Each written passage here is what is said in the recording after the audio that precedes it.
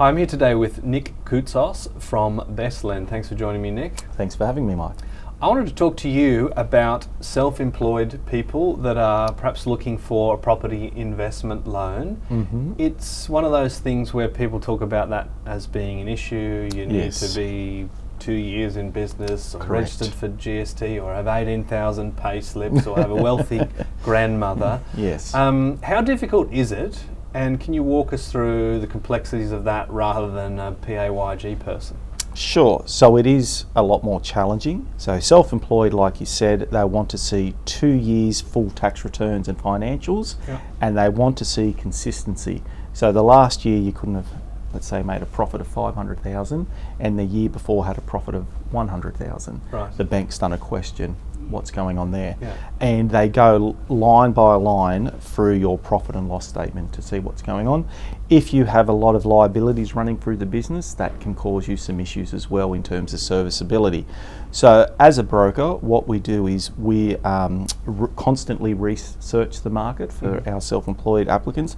So there are some lenders who will just accept what's called your notice of assessment for a self-employed applicant. Yeah. So they'll say, we're just going to park all the financials, we're going to use the income you've shown on your notice of assessment for the last 2 years. As long as you've been an employee of your company and there's no investment income. Yeah. So that saves a whole lot of paperwork and makes it a lot easier. So they wouldn't necessarily need to go through line by line and Correct. see that I've got a company branded jet ski or anything like that. That's right. Tell us a good news story. Yes. What can a broker such as yourself do for someone that's self-employed that might be a little bit hard to navigate by themselves? Okay, so there's a few things we do. In recent times, I had a person who was referred to me by a local accountant.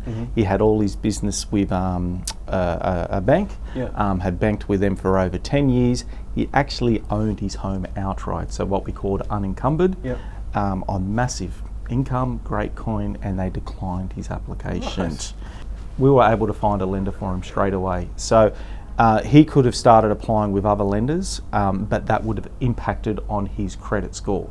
So, but because he came to me, I did the research, I found him a lender, and we basically used the equity from his home at owner-occupied rates to buy an investment property. Right, okay. So there's a couple of lenders who will allow you, if you use equity from your home, even though the purpose is to purchase an investment, they price the interest rate based on the security. Right. So it's an owner-occupied home, they're going to give you owner-occupied rates even though the purpose was to buy an investment property. Right, okay. Yes, which is fantastic. So in his case, he's getting an interest rate of 2.99% for an investment property. That is a good news story. There you go. Brokers just the gift that keep on giving, aren't they? It's amazing.